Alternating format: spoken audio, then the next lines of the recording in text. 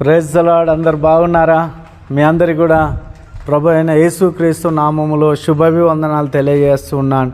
Good morning ప్రేమైన దేవుని పిల్లారా, ఈ దిన వాక్యాన్ని మనం చదువుకుందాం.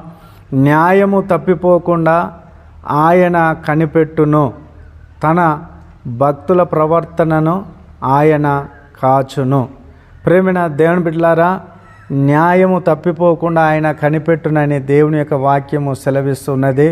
దేవుని బిడలముగా మనము న్యాయ ప్రకారంగా జీవించాలి. వాళ్ళు ఎవరి విషయంలోనైనా మనం న్యాయం తప్పకూడదు. న్యాయము కలిగి మనం ఉండాలి. న్యాయ పక్షమున మనం ఉండాలి. న్యాయ పక్షమున తరపునే మనం నిలబడాలి. అన్యాయానికి దేవుడు విరోధి. అన్యాయస్తులు దేవుని రాజ్యమును స్వతంత్రించుకొనుట అసాధ్యము.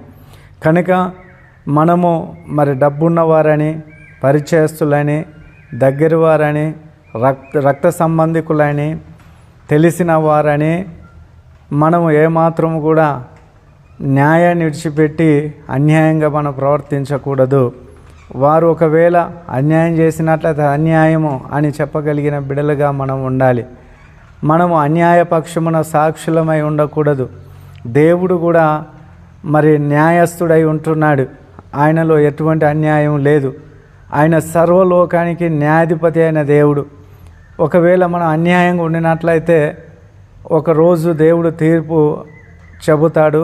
ఆయన ఎదుట మనం నిలబడిన దినమున తల వంచుకునే పరిస్థితి ఏర్పడుతుంది. కనుక అన్యాయంగా మనం ఎప్పుడు కూడా ఉండద్దు. ప్రియులారా, మనం న్యాయాన్ని అమ్మేసే రీతిగా ఉండకూడదు. అబద్ధ సాక్ష్యానికి మనం ఎప్పుడు కూడా నిలబడకూడదు. న్యాయమే మన జీవితం, న్యాయమే మన ధ్యేయం. మన దేవుడు న్యాయస్థుడు గనక మనం కూడా న్యాయ ప్రకారంగానే ఉండాలి. దేవుడిటి మాటలు మన వినికిలో ఆశీర్వదించును గాక. ఆమెన్. ప్రార్థన చేసుకుందాం. మహోన్నతుడైన దేవ, కృప కలిగిన తండ్రి, మీ ఘనమైన ఉన్నతమైన నామమును బట్టి వందనాలు. ఇదిగో నాయన, న్యాయము తరపున మీరున్నారు. అన్యాయం చేయొద్దని మీరు మాతో మాట్లాడినారు. ఎట్టి పరిస్థితుల్లోనైనా మేము న్యాయ ప్రకారంగా జీవించినట్లుగా మీ కృప దయచండి. అబద్ధ సాక్ష్యం మానవుల నుండి తొలగించండి.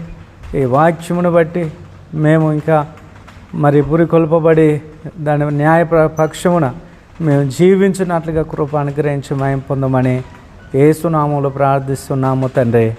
ఆమెన్. Praise the Lord. అందరికీ వందనాలు.